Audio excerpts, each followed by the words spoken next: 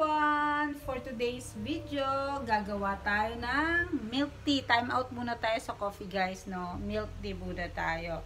So, dun sa gustong uminom ng milk tea, tignan nyo kung meron kayong tsaa dyan sa bahay ninyo para makatipid kayo, hindi na kayo bibili. Mas masarap pa yun. Since na marami akong tsaa ngayon, meron akong napaka-authentic na tsaa. Galing pa to ng Thailand. So, ito siya guys. Ito siya. Napakasarap po ng tsaang ito. So, sa milk tea, wala namang sinabi kung anong gatas yung pwede nyo gamitin. Lahat ng gatas pwede nyo gamitin. Fresh milk, full cream milk, powdered milk, pwede. Basta kung saan kayo masaya at kung saan sa tingin nyo masarap, then go!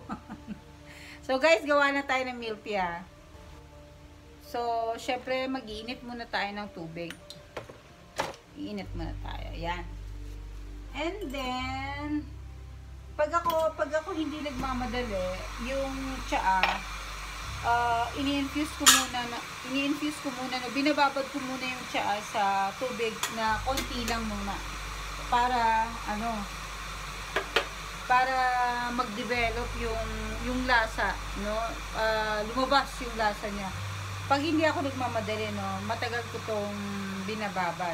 Pero since na gusto ko nang uminom, hindi ko na maaantay na ibabad ko siya ng matagal.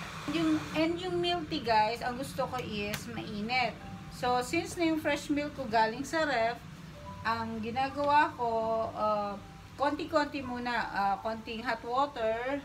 Okay na tong hot water na. So, konti muna siyang hot water. Konti muna para lang lumabas lang yung lasa ng tsaa. So, ito. So, ganyan lang muna siya kakonti. No? Then, ibabad nyo yan ng siguro mga 10 to 20 minutes nyo muna ibabad para masarap talaga. So, ito na. After 20 minutes, ito na siya, oh. Yan. Ganyan. Pagka mga authentic na tsaa ang gagamitin niyo, lalo na pagka galing Thailand, or kung saan, sino yung gumagawa ng tsaa na talagang masarap, saglit lang. Ayan na agad siya. So, yung milk, naglalagay ako, kukunti muna. Kukunti lang. Konti muna. Kasi titignan ko muna yan, oh. Konti. So, yan. Hindi pa siya napuno. Then, lalagyan ko na ngayon ulit ng mainit na tubig. Kasi nga gusto ko yung milk tea ko is mainit.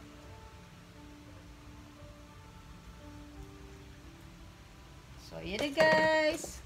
Ito na yung ating authentic homemade milk tea minus the pearl.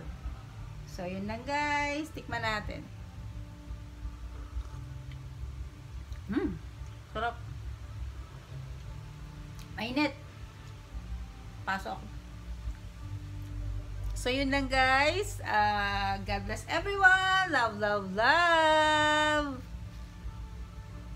Inumin na natin yung tsaa guys. Ito na. Ayan na. O, diba? O, diba? At least makakatipid ka pa kung sa bahay ka gagawa ng sarili mong milk tea. Mainit. Yun lang. Bye-bye.